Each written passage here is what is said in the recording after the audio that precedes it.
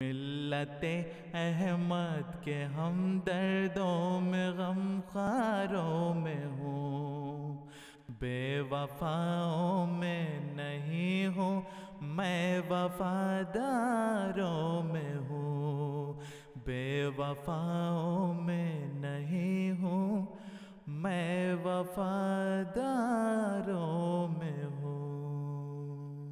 یہ میرا خیال ہے کہ حضور کا ایک بیان یہاں پر حضور کا اقتباس ہے وہ یہاں پیش کرنا چاہتا ہوں۔ حضور فرماتے ہیں کہ اس حوالے سے فضل عمر کے حوالے سے کہ جس دن مجھ پر حملہ کیا گیا اسی دن حضرت عمر رضی اللہ تعالیٰ عنہ پر حملہ کیا گیا، یعنی بدھ کے دن۔ جس طرح ایک غیر عقیدہ شخص نے حضرت عمر رضی اللہ تعالیٰ عنہ پر حملہ کیا تھا، اسی طرح ایک غیر عقیدہ شخص نے مجھ پر حملہ کیا۔ جس طرح مسجد میں حضرت عمر رضی اللہ تعالیٰ عنہ پر حملہ کیا گیا تھا، اسی طرح مسجد میں مجھ پر حملہ کیا گیا۔ جس طرح نماز کے وقت میں حضرت عمر رضی اللہ عنہ پر حملہ کیا گیا تھا، اسی طرح نماز کے وقت میں مجھ پر حملہ کیا گیا۔ جس طرح پیچھے سے آ کر دشمن نے حضرت عمر رضی اللہ عنہ پر حملہ کیا، اسی طرح پیچھے سے آ کر مجھ پر حملہ کیا گیا۔ فرق صرف اتنا ہے کہ ان پر صبح کے وقت حملہ ہوا اور مجھ پر عصر کے وقت حملہ ہوا، لیکن جو قرآن شریف کی تفسیریں پڑھنے والا ہے وہ جانتا ہے کہ قرآن شریف میں جو صلاۃ الوسطیٰ کا لفظ آتا ہے اس کے متعلق مفسرین نے یہی لکھا ہے کہ اس سے یہ عصر کی نماز مراد ہے یا صبح کی، گویا صبح اور عصر کو ایک نام میں شریک قرار دیتے ہیں۔ بس وہ ساری مشابہتیں جو حضرت عمر رضی اللہ تعالیٰ عنہ کے حملے کے ساتھ تھیں وہ ساری کی ساری اللہ تعالیٰ نے اس جگہ ملا دی ہیں، اور پھر فضل عمر کہہ کر یہ بھی بتا دیا کہ ہم اس کے ساتھ حضرت عمر رضی اللہ تعالیٰ عنہ سے بڑھ کر معاملہ کریں گے، یعنی عمر رضی اللہ تعالیٰ عنہ اس حملے کے نتیجے میں شہید ہو گئے تھے، لیکن یہ پیدا ہونے والا لڑکا اس حملے کے باوجود بچ جائے گا اور زندہ رہے گا۔ اسی طرح جیسے ذکر آپ نے بھی کیا ہے کہ حضور نے سفر میں بھی اپنے تبلیغ کا کام جو تھا اور جماعت کی تربیت کا جو کام تھا اس کو جاری رکھا۔ اسی سلسلے میں ہم ڈاکٹر مرزا سلطان احمد صاحب سے بات کریں گے کہ ہم دیکھ کہ ہر لمحہ جماعت کی تربیت کے لیے اور ترقی کے لیے حضور نے ہر موقع پر کچھ عرصے کے بعد کوئی نہ کوئی ہم دیکھتے ہیں کہ اسکیم جاری رکھی۔ ایک نئی اسکیم کا اجرا جو کہ وقف جدید تھی اس کا حضور نے اجرا فرمایا۔ اس تحریک کا تعارف اور اس سے کیا مقاصد تھے؟ جزاک اللہ۔ وقت کے ساتھ جوں جوں جماعت پھیلتی جا رہی تھی، جماعت کی تربیت کے اور احمدیت کی تبلیغ کو سب تک پہنچانے کے نئے نئے تقاضے بھی سامنے آ رہے تھے۔ جماعت احمدیہ کے مربیان کی موجود تعداد تنہا تبلیغ اور تربیت کے بڑھتے ہوئے تقاضوں کو پورا نہیں کر سکتی تھی۔ دیہاتی جماعتوں میں ان مسائل کو حل کرنا بالخصوص زیادہ مشکل ہوتا تھا، کیونکہ چھوٹی چھوٹی جماعتیں وسیع علاقہ پر پھیلی ہوتی تھیں اور ابھی بھی پھیلی ہوتی ہیں، اور شہروں کی نسبت ان سے رابطہ رکھنا اور ان کی نگرانی کرنا زیادہ مشکل ہوتا تھا۔ پاکستان کے دیہاتی علاقوں میں یہ ممکن نہیں تھا کہ ہر جگہ ایک مربی مقرر کیا جائے۔ اس وجہ سے خصوصاً نئی نسل میں تربیت کی کمی کے آثار شروع ہو گئے تھے، اور اس لیے حضرت مسلم موعود نے یہ وقف جدید کا انقلابی قدم اٹھایا تھا۔ اس کے دو تین پہلو خاص طور پہ میں پیش کرنا چاہتا ہوں۔ ایک تو وقف جدید کا انتظامی ڈھانچہ ہے اور جو شکل ہے جس کے مبارک اثرات ہم دیکھتے ہیں، لیکن ایک اس کا کانسیپٹ ہے اور روح ہے اور وہ تصور ہے جو حضور نے پیش فرمایا تھا تبلیغ اور تربیت کے جال کا، خواہ وہ کام وقف جدید کے تحت کیا جائے یا جماعت کی دوسری تنظیموں کے ماتحت ہو۔ میں حضور کے الفاظ میں ہی اس کانسیپٹ کو اور اس روح کو پیش کرتا ہوں۔ یہ 9 جولائی 1957 کے خطبہ عید الاضحیٰ میں حضور نے فرمایا۔ اس تحریک کے آغاز کا ذکر کرتے ہوئے حضور فرماتے ہیں، چنانچہ میں چاہتا ہوں کہ اگر کچھ نوجوان ایسے ہوں جن کے دلوں میں یہ خواہش پائی جاتی ہو کہ وہ حضرت خواجہ معین الدین صاحب چشتی اور حضرت شہاب الدین صاحب سہروردی کے نقش قدم پر چلیں، تو جس طرح جماعت کے نوجوان اپنی زندگیاں تحریک جدید کے ماتحت وقف کرتے ہیں، وہ اپنی زندگیاں براہ راست میرے سامنے وقف کریں تاکہ میں ان سے ایسے طریق پر کام لوں کہ وہ مسلمانوں کو تعلیم دینے کا کام کر سکیں، وہ مجھ سے ہدایتیں لیتے جائیں اور اس ملک میں کام کرتے جائیں۔ ہمارا ملک آبادی کے لحاظ سے ویران نہیں، لیکن روحانیت کے لحاظ سے بہت ویران ہو چکا ہے، اور آج بھی اس میں چشتیوں کی ضرورت ہے، سہروردیوں کی ضرورت ہے، نقش بندیوں کی ضرورت ہے۔ اگر یہ لوگ آگے نہ آئے اور حضرت معین الدین صاحب چشتی رحمۃ اللہ علیہ، حضرت شہاب الدین صاحب سہروردی اور حضرت فرید الدین صاحب شکر گنج جیسے لوگ پیدا نہ ہوئے، تو یہ ملک روحانیت کے لحاظ سے اور بھی ویران ہو جائے گا، بلکہ یہ اس سے بھی زیادہ ویران ہو جائے گا جتنا مکہ مکرمہ کسی زمانے میں آبادی کے لحاظ سے ویران تھا۔ بس میں چاہتا ہوں کہ جماعت کے نوجوان ہمت کریں اور اپنی زندگیاں اس مقصد کے لیے وقف کریں، وہ صدر انجمن احمدیہ یا تحریک جدید کے ملازم نہ ہوں، بلکہ اپنے گزارا کے لیے وہ طریقے اختیار کریں جو میں انہیں بتاؤں گا، اور اس طرح آہستہ آہستہ دنیا میں نئی آبادی قائم کریں۔ اور طریق آبادی کا یہ ہوگا کہ وہ حقیقی طور پہ تو نہیں، ہاں مانوی طور پر روا اور قادیان کی محبت اپنے دل سے نکال دیں اور باہر جا کر نئے ربے اور نئے قادیان بسائیں۔ ابھی اس ملک کے کئی علاقے ایسے ہیں جہاں میلوں میل تک کوئی بڑا قصبہ نہیں، وہ جا کر کسی ایسی جگہ بیٹھ جائیں اور حسب ہدایت وہاں تبلیغ بھی کریں اور لوگوں کو تعلیم بھی دیں، لوگوں کو قرآن کریم اور حدیث پڑھائیں اور اپنے شاگرد تیار کریں جو آگے اور جگہوں پر پھیل جائیں۔ اس طرح سارے ملک میں وہ زمانہ دوبارہ آ جائے گا جو پرانے صوفیاء کا زمانہ تھا۔ اس کے بعد حضور نے پھر تفصیلی جائزہ لیا کہ حضرت معین الدین صاحب چشتی کے زمانے میں اور مولانا قاسم نانوتوی صاحب نے جس طرح مدرسے کا اجرا کیا کہ اس طرح ایک جال پورا بچھا دیا جائے گا ملک میں جو تربیت اور تبلیغ کا کام کرے گا۔ تو یہ کانسیپٹ اور یہ کہ روح ہے جس سے دنیا میں بہت سے انقلابات کا مستقبل وابستہ ہے جو حضور نے دیا، اور جس سے انشاءاللہ تعالی احمدیت مستقبل میں بہت سی برکات حاصل کرے گی۔ یہ ایک تو یہ پہلو میں نے بیان کیا ہے جو کانسیپٹ اور روح تھی وقف جدید کی۔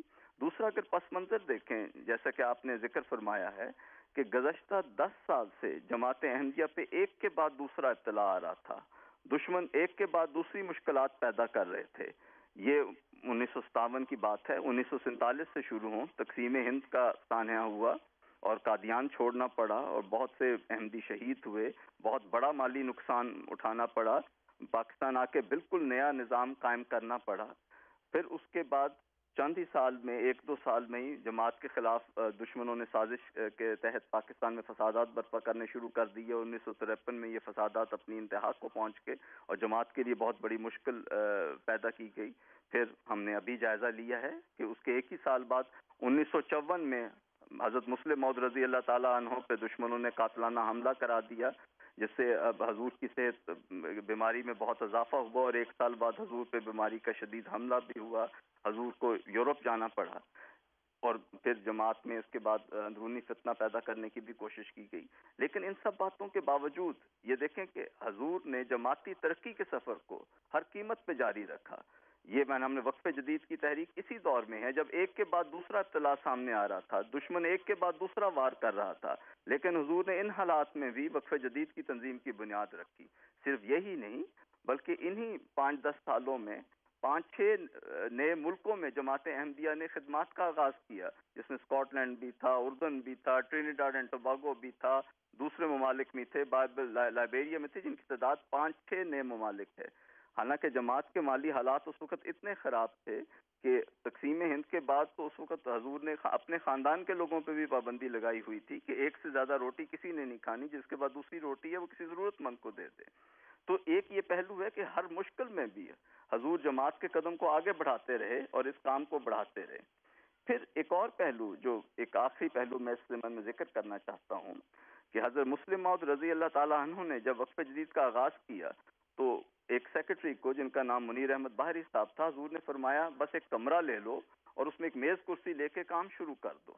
تو کسی بڑے بجٹ کا انتظار نہیں کیا اس انقلابی تنظیم کے آغاز کے لیے، کسی بڑے دفاتر کی تعمیر کا انتظار نہیں کیا گیا، کام شروع کر دیا۔ اور یہ نہیں کہ صرف کام شروع ہوا اور پھر اسی حالت میں رہ گیا، اس میں کوئی ترقی نہیں ہوئی۔ چند سال کے اندر اندر وقف جدید کا پورا ڈھانچہ قائم کیا گیا۔ حضرت شیخ محمد احمد صاحب مظہر اس کے پہلے صدر مقرر ہوئے، اور حضرت خلیفۃ المسیح رابع رحم اللہ شروع سے ناظم ارشاد کے طور پہ اور ویسے بھی خدمات وقف جدید کی سر انجام دیتے رہے۔ ان کا اپنا مدرسہ بنا، اپنا دفتر بنا، اور 2-3 سالوں میں ہی صرف مغربی پاکستان میں 60 مراکز وقف جدید کے تحت کام کرنے شروع ہو گئے تھے۔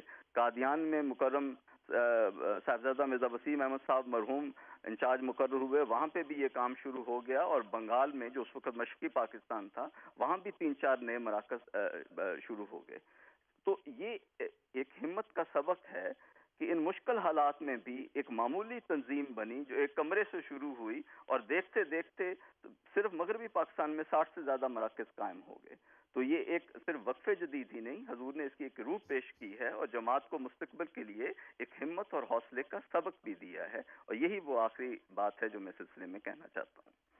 ڈاکٹر صاحب اگر یہاں پہ تھوڑا سا اضافہ فرما دیں اس اعتبار سے بھی کہ ہم دیکھتے ہیں کہ آج کل جو اس کی خدمات ہے، اس وقت تو شروع میں جب شروع کی گئی تو شاید چند گاؤں وغیرہ کے لیے تھی یا پاکستان کے چند علاقوں کے لیے تھی ہندوستان کے، لیکن اب اس کا اسکوپ کیا ہے، کہاں تک پھیل چکا ہے؟ حضرت مسیح رابع رحم اللہ کے دور میں اس تحریک کو وسعت دے دی گئی تھی. وہ جس رنگ میں بھی کام ہو رہا ہو، اب وقف جدید کا چندہ دنیا بھر کے ممالک سے وصول ہوتا ہے، اور وہ چیز جو آغاز میں، وہ تحریک جو آغاز میں صرف پاکستان یا ہندوستان تک محدود تھی، اب اس کا دائرہ وسیع ہو کے پوری دنیا پہ چھا چکا ہے. تو حضرت مسلم موعود نے کے مبارک ہاتھوں نے جس تحریک کی بنیاد رکھی تھی، وہ آج ایک یا دو ملکوں تک محدود نہیں بلکہ اس کا دائرہ پوری دنیا تک وسیع ہو چکا ہے. لیکن اس سے بھی بڑھ کے، جیسا کہ میں نے ذکر کیا ہے، جو حضور نے جو روح پیش کی تھی، جو کانسیپٹ پیش کیا تھا کہ ہم اتنا وسیع پیمانے پہ کام چلائیں گے، اس کے نظارے ہم آج پوری دنیا میں دیکھ رہے ہیں اور آئندہ انشاءاللہ اس سے بھی بڑھ کر دیکھیں گے. جزاکم اللہ ڈاکٹر صاحب، بہت شکریہ. سر، جیسا کہ بھی ڈاکٹر صاحب نے وقف جدید کے اعتبار سے بھی تعارف کروایا اس کا کہ اصل مقصد روحانی ترقی اور جماعت کی تربیت کے اعتبار سے تھا، تو جیسا کہ جماعت کا مقصد یہی تھا کہ خدا تعالیٰ کے دین کو، یعنی جو کہ آسمان پر چلا گیا تھا، دوبارہ زمین پر لے کے آنا. اور اس سلسلے میں ہم دیکھتے ہیں کہ مسلم رضی اللہ تعالیٰ عنہ نے قرآن کریم کی جو خدمت کی ہے وہ بڑی لاجواب خدمت ہے، اور اس میں نمایاں طور پر آپ کی دو تفاسیر ہیں، تفسیر صغیر اور تفسیر کبیر، جیسا کہ بھی آپ نے اپنے جواب میں بھی ذکر، اپنے ایک اور سوال کے جواب میں بتایا تھا کہ اپنے سفر یورپ میں بھی حضور نے ان تفاسیر کے اوپر کام کیا. تو ان تفاسیر کی کب تکمیل ہوئی، ان کی دونوں تفاسیر کی اہمیت یا ان کے متعلق کیا رائے ہیں، کون سے مضامین بیان کیے گئے؟ حضرت مسلم موعود رضی اللہ تعالیٰ عنہ کی زندگی میں خدمت قرآن کا پہلو بہت ہی نمایاں ہے. قرآن مجید سے عشق و محبت، قرآن مجید سے تعلق، قرآن مجید کا مطالعہ، قرآن مجید کا پھر حضور نے درس دینا شروع کیا. یہ 1910 میں حضور نے قرآن مجید کا درس دینا شروع کر دیا تھا. گویا حضرت خلیفہ اول کے زمانے میں، خلیفہ اول کی زندگی میں حضور کے سامنے حضرت مسلم موعود رضی اللہ تعالیٰ عنہ کا درس قرآن شروع ہو گیا تھا. بلکہ میں سمجھتا ہوں کہ وہ جو کچھ حاسد باز نظر آئے بعد میں، وہ بھی غالباً یہی دیکھ رہے تھے کہ اس شخص نے قرآن مجید کی تفسیر اور تعلیم جس طرح شروع کی ہے، یہ یقیناً جماعت میں ایک ابھرتا ہوا ستارہ ہے اور یہ یقیناً جماعت میں آگے آ جائے گا. اور وہی بات ہوئی کہ حضرت مسلم موعود رضی اللہ تعالیٰ عنہ نے قرآن مجید کی خدمت ہر دور میں کی. ہر وقت آپ کے سامنے یہ چیز رہی. درس قرآن کا سلسلہ جاری رہا. درس قرآن جو عام خلیفہ اول کے زمانے میں بھی جاری تھا. حضرت مسلم موعود رضی اللہ تعالیٰ عنہ نے مختلف انداز میں اس درس کو آگے وسیع کر دیا. بلکہ تفسیر کبیر جو ہے، حقیقتاً یہ حضور کے درسوں کے جو نوٹ لیے گئے تھے ان سے پھر مرتب کی گئی ہے. اور تفسیر صغیر کا بھی آپ نے ذکر کیا ہے. تفسیر کبیر کے تسلسل میں ہی تفسیر صغیر کا بھی کام آتا ہے. تفسیر کبیر تو خدا تعالیٰ کے فضل سے ایک بڑا وسیع کام ہے، بہت بڑا کام ہے، بے مثال کام ہے. یہ میں نہیں کہہ رہا ہوں، تفسیر کبیر پڑھنے والے غیر از جماعت علماء نے بھی یہ اقرار کیا ہے کہ اگر تفسیر کی کتابیں، بعض علماء نے یہاں تک کہا جو متصب علماء نہیں ہیں، متصب علماء کو تو یہ توفیق نہیں مل سکتی، انہوں نے کہا کہ عرب کی بھی اگر تفاسیر منگوا لی جائیں اور مقابلہ کیا جائے تو یقیناً یہی ثابت ہوگا کہ اس زمانے میں تفسیر کبیر سے بہتر کوئی تفسیر نہیں ہے. یہ میں سمجھتا ہوں کہ اگر ہم جائزہ لیں تفسیر کے کام کا، جو حضرت مسلم موعود رضی اللہ عنہ کا خاص کارنامہ ہے، تو یہ پتہ چلتا ہے. تفسیر کبیر کے متعلق حضرت مسلم موعود رضی اللہ عنہ نے فرمایا کہ آپ کو ابتدا میں خواجہ غلام نبی صاحب جو ایڈیٹر فضل تھے وہ اس سلسلے میں مدد کرتے تھے، مگر زیادہ تر کام مولانا محمد یعقوب صاحب جو زود نویس تھے، مولانا محمد یعقوب طاہر، انہوں نے یہ نوٹ وغیرہ لیے ہیں زیادہ. ان کو بہت خدمت کا موقع ملا. حوالوں وغیرہ کی تلاش میں مولوی اسماعیل حلال پوری، حضرت مولانا مولوی محمد اسماعیل حلال پوری، بہت بڑا نام ہے ہماری جماعت میں، بہت بڑے عالم تھے. ان کو اس بات کی توفیق ملی کہ تفسیر کے کام میں حضور کی خدمت کرتے تھے، کام کرتے تھے حضور کے ساتھ. اور پھر یہ کہ ان کی وفات کے بعد ہمارے استاد مولانا ابو المنیر نور الحق صاحب، ان کو تفسیر کبیر کے سلسلے میں کام کرنے کا موقع ملا. تفسیر کبیر کے متعلق خود حضور نے ایک جگہ فرمایا کہ ہر احمدی باپ کا فرض تھا کہ اپنی اولاد کے لیے تفسیر کبیر خریدتا. میں نے خود اپنی ہر لڑکی اور ہر لڑکے سے دریافت کیا کیا انہوں نے تفسیر خریدی ہے یا نہیں، اور جب تک ان سب نے نہیں خریدی مجھے اطمینان نہیں ہوا۔ میں نے تو خود سب سے پہلے اسے خریدا، حق تصنیف کے طور پر اس کا ایک نسخہ لینا پسند نہیں کیا۔ یہ عجیب بات ہے، قابل ذکر بات ہے، قابل نوٹ بات ہے۔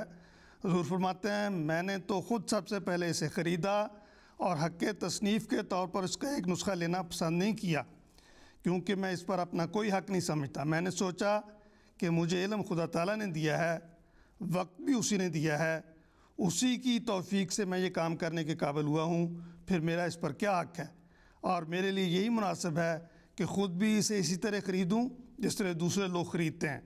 یہ تفسیر ایک بہترین تحفہ ہے۔ یہ میں دہرا رہا ہوں فکرہ حضور کا، جماعت کے دوستوں کو چاہیے کہ اس کو یاد رکھیں، اس پر عمل کریں۔ حضور فرماتے ہیں یہ تفسیر ایک بہترین تحفہ ہے جو دوست کسی دوست کو دے سکتا ہے، ایک بہترین تحفہ ہے جو خاوند بیوی کو اور بیوی خاوند کو دے سکتی ہے، باپ بیٹے کو دے سکتا ہے، بھائی بہن کو دے سکتا ہے۔ یہ بہترین جہیز ہے جو لڑکیوں کو دیا جا سکتا ہے۔ میں سمجھتا ہوں ایک بڑا جامع قسم کا نوٹ ہے اختر ارینوی صاحب کا، جو انہوں نے تفسیر کبیر کے متعلق لکھا ہے، وہ یہاں میں پیش کرتا ہوں۔ کہتے ہیں کہ یہ تفسیریں سراج منیر ہیں، ان سے قرآن حکیم کی حیات بخش شعاؤں کا انعکاس ہوتا ہے۔ تفسیر قرآنی کی یہ دولت سرمدی دنیا اور عقبہ کے لیے لاکھوں سلطنتوں اور ہزاروں ہزار جنتوں سے افضل ہے۔ علوم قرآنی کے گوہرہائے آبدار کان معانی و معدن عرفان سے نکالے گئے ہیں، غواص معرف پر فدا ہونے کو جی چاہتا ہے۔ ان تفسیروں کی خوبیاں بیان کرنے کے لیے ایک دفتر چاہیے۔ کہتے ہیں میری ناچیز رائے میں تفسیر کبیر مندرجہ ذیل خوبیوں کی حامل ہے۔ اس میں قرآن کریم کے تسلسل، ربط، تنظیم، ترتیب، تعبیر، صورتوں کے موضوعات و معنی کی ہم آہنگی کو صاف، روشن اور مدلل طور پر ثابت کیا گیا ہے۔ قرآن مجید صرف ایک سلک مروارید نہیں بلکہ یہ ایک روحانی قصر الحمراء ہے، ایک زندہ تاج محل ہے۔ اس کے عناصر ترکیبی کے حسن کا راز نظم و ضبط، اس کے تراشیدہ ایجاز بیان، اس کی معجزانہ صنعت گری، اس کی گہری، وسیع اور بلند معنی آفرینی، اس کے غیر مختتم خزینہ علم و عرفان کا شعور تفسیر کبیر کے مطالعہ سے حاصل ہونے لگتا ہے۔ وہ آگے جا کے لکھتے ہیں کہ حضرت مرزا محمود احمد نے نہایت لطیف و بلیغ انداز میں اس امر کو درجہ یقین تک پہنچا دیا کہ قرآن ایک کتاب عظیم ہے۔ اس کے ابواب و عناصر، اس کی صورتیں، اس کے آیات گلوسیدہ کی طرح حسن یوسف کی مانند نظام شمسی کی مثال مربوط و منظم، متناسب، ہم آہنگ اور حسین ہے۔ تفسیر کبیر کی یہ خصوصیت بھی ہے کہ اس میں انسانی تقاضوں، ضرورتوں اور مسئلوں سے وابستہ بکثرت نئے مضامین، نقطے اور تفصیلیں ملتی ہیں اور ہماری روح اور ذہن کی تشنگی بجھاتی ہیں۔ ہر صورت، ہر پارے کی تفسیر میں معارف اور علوم کا دریائے رواں جوش مارتا ہوا نظر آتا ہے۔ اس کے ذریعے نئے علوم اور نئے مسائل پر گہری تنقیدیں ملتی ہیں۔ اسلامی نظریوں کا اتنا تسلی بخش اظہار و بیان ملتا ہے کہ آخر و ذکر کی برتری ثابت ہو جاتی ہے۔ تفسیر کبیر میں قصص قرآنی کی عارفانہ تعبیریں اور تفصیلیں ملتی ہیں۔ علم و حکمت، روحانیت و عرفان، نکتہ دانی و وضاحت کی تجلیاں شکوک و شبہات کے خس و خاشاک کو دور کر کے تفہیم و تسکین کی راہیں صاف و روشن کرتی ہیں۔ تاریخ عالم، قوموں کے عروج و زوال، اسباب زوال، سامان عروج، نفسیات اجتماعی، فرد و جماعت کے روابط اور بندے کے اللہ سے تعلق کی اعلیٰ تحقیق و توضیح ملتی ہے۔ معجزات، پیشگوئیاں، انبیاء اور غیر انبیاء کے خوابوں، رموز استعارات قرآنی، مقطعات کی حقیقی، حکمتی اور ایمان افروز تعبیروں سے تفسیر کبیر کے اوراق تابناک ہیں۔ اس عظیم تفسیر میں تعلیمات اسلامی کا فلسفہ نہایت عمدہ طور پہ پیش کیا گیا ہے۔ دوسرے مذاہب کی تعلیموں اور معروف فلسفوں سے موازنہ و مقابلہ بھی عالمانہ و منصفانہ رنگ میں کیا گیا ہے۔ اسلامی تعلیمات کی پرشوکت فضیلت سے دل کو طمانینت، راحت و تسکین ملتی ہے اور ذہن کو رفت حاصل ہوتی ہے۔ اس تفسیر کا انداز نظر عصری اور سائنسی بھی ہے، فلسفیانہ اور حکمتی بھی، اور وجدانی اور عرفانی بھی۔ اس تفسیر اکبر کے عالم و علم و عرفان کی تجلیات بیان کرنے کے لیے دفتر در دفتر چاہیے۔ یہ تفسیر ملت اسلامیہ کی بے بہا دولت ہے۔ قرآن حکیم کی اس تفسیر سے امت محمدیہ کا مستقبل وابستہ ہے۔ تو یہ میں نے ایک بیان پڑھا ہے، اس قسم کے اور بھی بہت سے بیانات ہیں۔ مولانا نیاز فتح پوری کا غالباً پہلے بھی ذکر آ چکا ہے، وہ بہت بڑے محقق تھے اور وہ اپنی تحقیق کی وجہ سے اس وقت کے علماء کی نظروں میں بڑے کھٹکتے تھے، بلکہ یہاں تک کہ ان پہ کفر اور فسق کے فتوے بھی جاری کیے گئے۔ تو علامہ نیاز فتح پوری نے جب یہ تفسیر پڑھی ہے تو اس نے حضور کی خدمت میں بڑی عقیدت اور محبت سے لکھا، خراج تحسین پیش کیا۔ خاص طور پر اس نے کہا کہ حضرت لوط کا ذکر جس طرح آپ نے کیا ہے اور حضرت لوط کی بیٹیوں کے متعلق جس طرح آپ نے تفسیری معرف بیان فرمائے، یہ آپ کا خاص رنگ ہے۔ تو یہ میں سمجھتا ہوں پھر تفسیر صغیر کا زمانہ آ جاتا ہے۔ تفسیر صغیر دراصل کہنا چاہیے کہ تتمے اور تکملے کے طور پہ آپ نے اس کو لکھا کہ یہ ظاہر تھا کہ تفسیر کبیر کو مکمل کرنا بہت بڑا کام ہے، اور وہ تو دفتر اس کے لیے تو میں سمجھتا ہوں ادارے اور انجمنیں جو ہیں وہ کام کر سکتی ہیں اور کرتی ہیں، کرنا چاہیے۔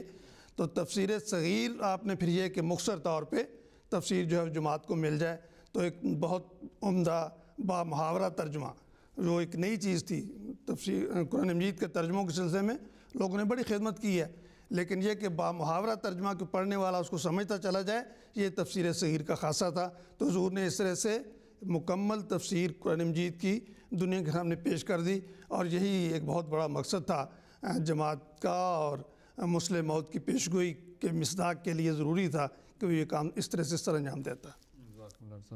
جس طرح ابھی مولانا عباس شاہ صاحب نے ذکر کیا ہے حضور انور حضرت خلیفۃ المسیح ثانی رضی اللہ تعالیٰ عنہ کی قرآن کریم کی خدمات کا اور دوسری جماعتی خدمات کا بھی پہلے تذکرہ ہوتا رہا ہے۔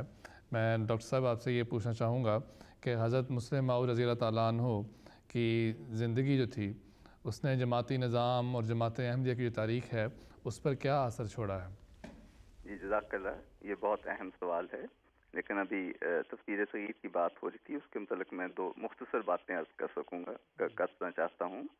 ایک تو یہ پیش نظر رہنا چاہیے کہ یہ تفسیر صغیر کا کام حضور نے جو دن رات محنت کی تھی اس کو مکمل کرنے کے لیے، وہ 1956 کے سال میں تھی، اور اس وقت ڈاکٹر قاتلانہ حملہ جو ہوا تھا اس کے زخم کی وجہ سے، اور جو بیماری کا بہت شدید حملہ ہوا تھا اس کی وجہ سے، اور جو چاقو کی نوک حضور کے گردن میں رہ گئی تھی اس سے بیماری بڑھ رہی تھی، اس کی وجہ سے یہ بار بار مشورہ دے رہے تھے کہ حضور محنت نہ کریں اور آرام کریں، لیکن حضور کو علوم قرآن سے اس قدر محبت تھی اور اتنا لگاؤ تھا کہ انہوں نے ڈاکٹری مشوروں کی پرواہ نہ کرتے ہوئے بھی مری اور جابا جا کے اور روا میں اس کام کو جلدی مکمل کیا۔ اور ایک کام جو اس خدمت بہت بڑی سر انجام دی تھی حضور کی مدد کے لیے، وہ حضرت سیدہ مریم صدیقہ صاحبہ کی خدمت تھی، جو ترجمہ کی املا لیتی تھیں، اور حضور اس کام کو جلد جلد مکمل کر رہے تھے۔ جب آخری صورتوں کا ترجمہ لکھوایا جا رہا تھا تو حضرت سیدہ مریم صدیقہ صاحب کو بخار ہو گیا۔ آپ نے حضور سے گزارش کی کہ میں نے دوائی کھائی ہے، آج یا کل بخار اتر جائے گا، 2 دن آپ بھی آرام کر لیں اور آخری حصہ مجھ سے ہی لکھوائیں تاکہ میں ثواب حاصل کر سکوں۔ لیکن حضور کو اس کام کی اتنی فکر اور پریشانی تھی کہ حضور نہیں مانے اور فرمایا میری زندگی کا کیا اعتبار تمہارے بخار اترنے کا انتظار کے دوران اگر مجھے موت آ جائے تو۔ اور پھر سارا دن ترجمہ اور نوٹس لکھواتے رہے ڈاکٹری مشوروں کے برخلاف، اور شام کے قریب آپ نے تفسیر صغیر کو ختم کر دیا۔ تو اس سے حضور کا اس کام سے محبت اور لگاؤ ظاہر ہوتی ہے۔ اب میں اس سوال کی طرف آتا ہوں جو آپ نے پوچھا ہے، اور 1-2 منٹ میں اس کو کور کرتا ہوں کہ حضور کا جو مبارک دور تھا جو نصف صدی سے زیادہ عرصے پہ تھا، اس کا جماعتی تاریخ، جماعتی نظام پہ کیا اثرات تھے۔ تو سب سے پہلے تو حضور کا یہ بہت بڑا کارنامہ ہے، اور آئندہ آنے والی پوری دنیا کے لیے، تمام نسلوں کے لیے پہ حضور کا ایک احسان ہے کہ آپ نے نظام خلافت کو ہر طرح مستحکم کر کے دکھایا۔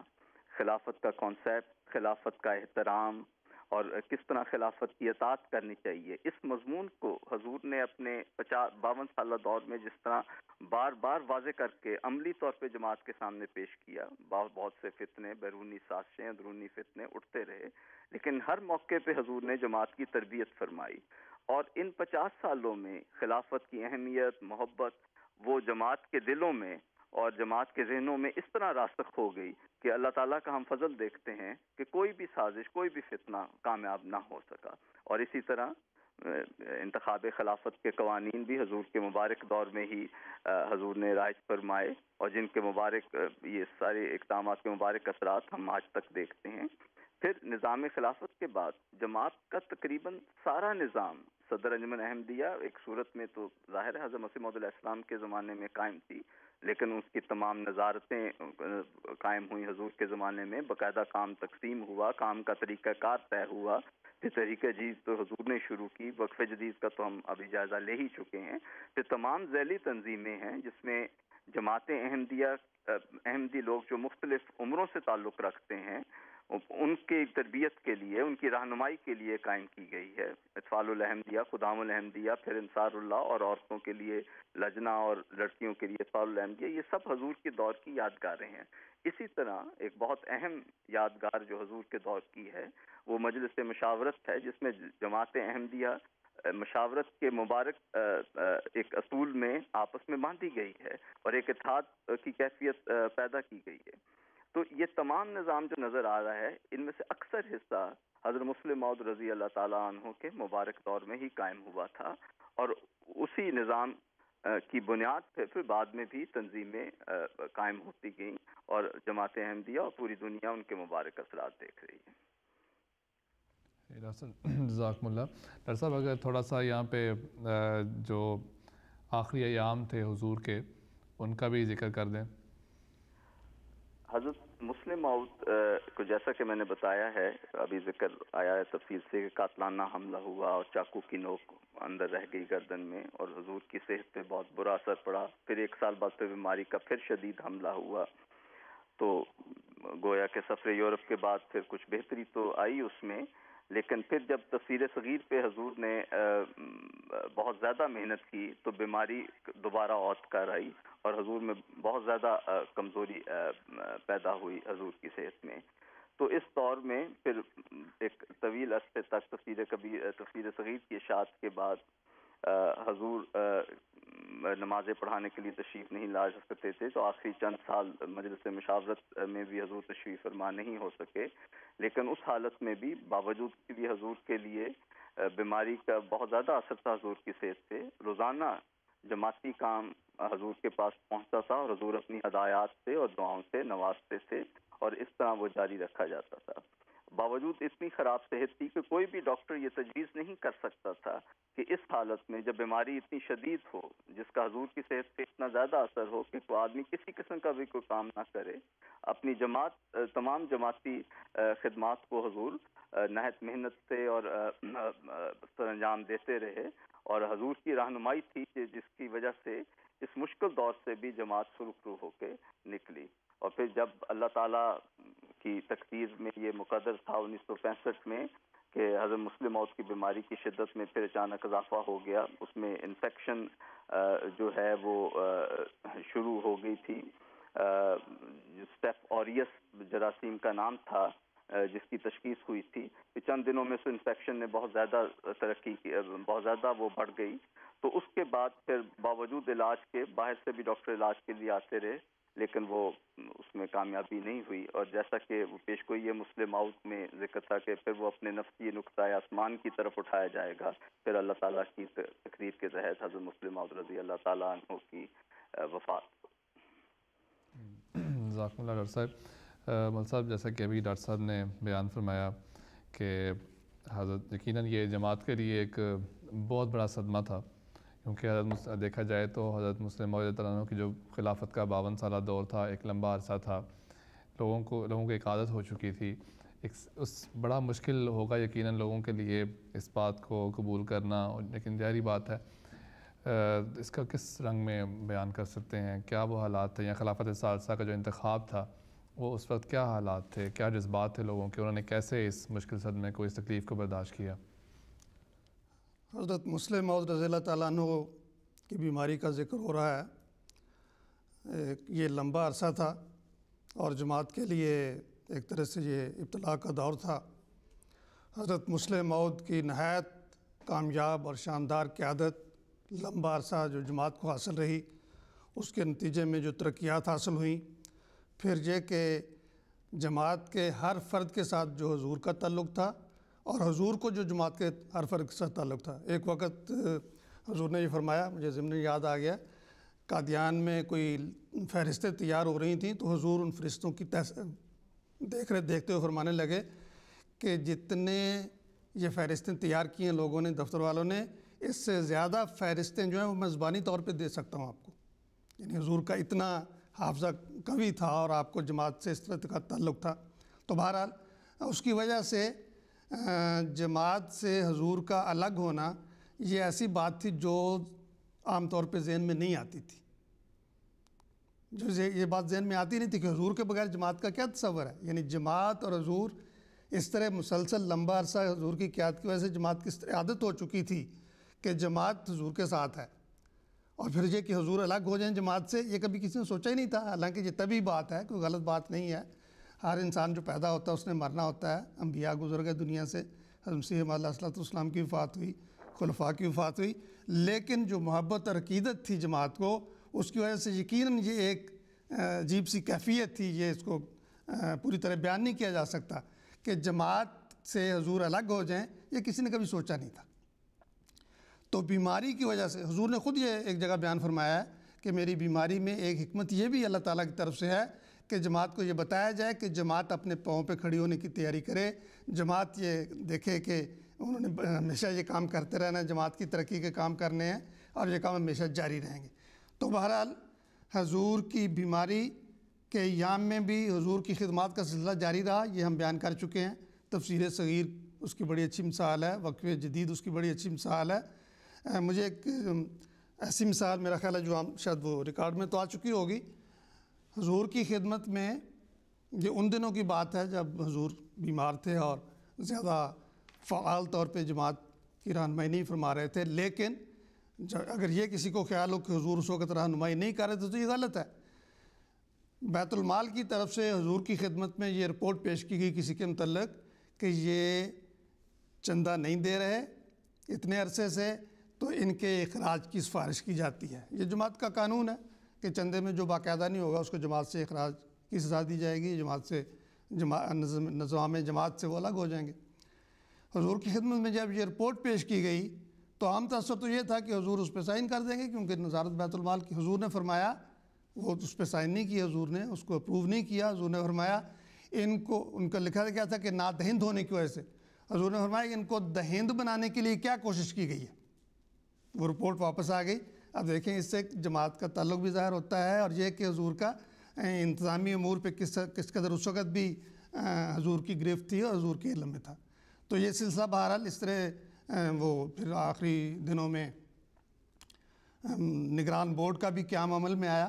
حضرت مرزا بشیر احمد صاحب کی صدارت اور نگرانی میں ایک ایسا بورڈ تشکیل دیا گیا کہ وہ امور جو خلیفہ وقت کی نگرانی میں براہ راست طے ہوتے تھے, انجام پاتے تھے, وہ پہلے بورڈ کے سامنے پیش ہو جائیں تاکہ حضور پہ جو کام کا بوجھ ہے وہ کسی قدر کم ہو سکے. بہرحال مختلف طریقے اختیار کیے گئے اس وقت بیماری کے دنوں میں, لیکن جماعت کی ترقی کا سلسلہ خدا تعالیٰ کے فضل سے جاری رہا.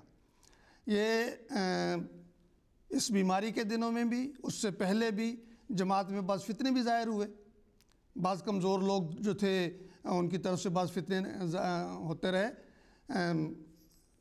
لیکن میں سمجھتا ہوں کہ حضور کی کامیابی, حضور کی ترقی اور حضور کا انجام اس کا عملی جواب ہے جو وہ لوگ اعتراض کرتے تھے حضور پہ. مجھے ضرورت نہیں ہے کہ وہ فضول قسم کی باتیں ان کی دہراؤں اس موقع پہ, لیکن یہ ضروری ہے, یہ تاریخ کا ایک حصہ ہے, یہ ایک تاریخی حقیقت ہے کہ بہت لوگوں نے اپنے حسد کی وجہ سے اور اپنی ناکامی کی وجہ سے جس طرح کو بدلہ لینے کی کوشش کرتا ہے, یہ کہتے ہیں کہ سیانی بلی کھمبا نوچے, اس قسم کی حرکتیں کی گئیں جن کا کوئی جس طرح کہتے ہیں کہ چاند پہ تھوکا اپنے منہ پہ ہی آتا ہے، جس کا نتیجہ تو یہی نکلا۔ لیکن بہرحال یہ کہ یہ جماعت کی تاریخ کا ایک حصہ ہے، لیکن عملاً اس کا خدا تعالیٰ کی طرف سے یہ جواب دیا گیا کہ وہ سب لوگ جو ایک ایک کر کے سب لوگ ناکام ہوئے، اور خدا تعالیٰ کے فضل سے حضور کا قدم جو ہے ہمیشہ آگے نکل گیا، جماعت ہمیشہ ترقی کرتی چلی گئی۔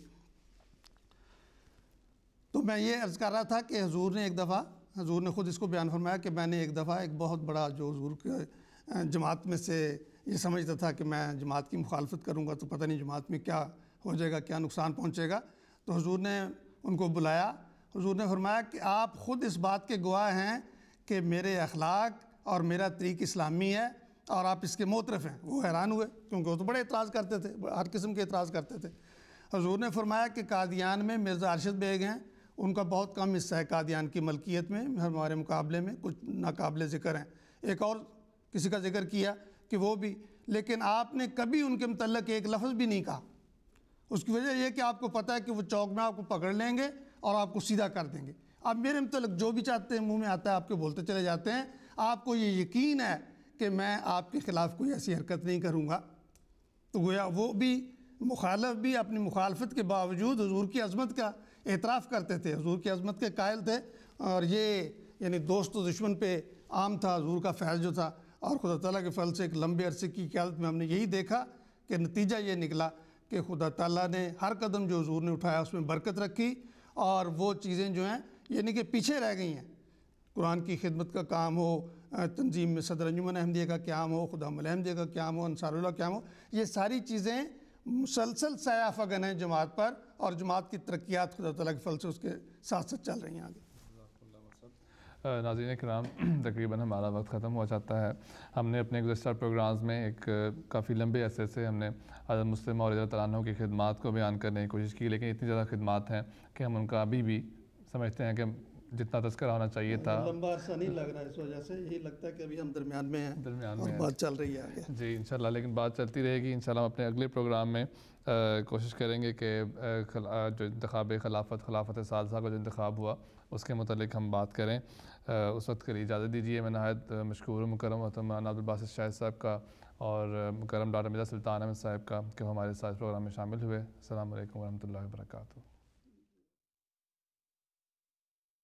ملت احمد کے ہم دردوں میں غم خاروں میں ہوں، بے وفاؤں میں نہیں ہوں، میں وفاداروں میں ہوں، بے وفاؤں میں نہیں ہوں، میں وفاداروں میں